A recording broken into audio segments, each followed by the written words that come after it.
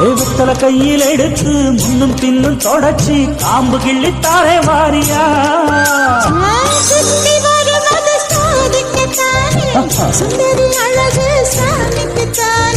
கற்பூரம் எதுக்கு காமிக்கத்தானே கட்டிலும் எதுக்கு சாதிக்கத்தானே சரணம் முடிஞ்சா பல்லவிதானே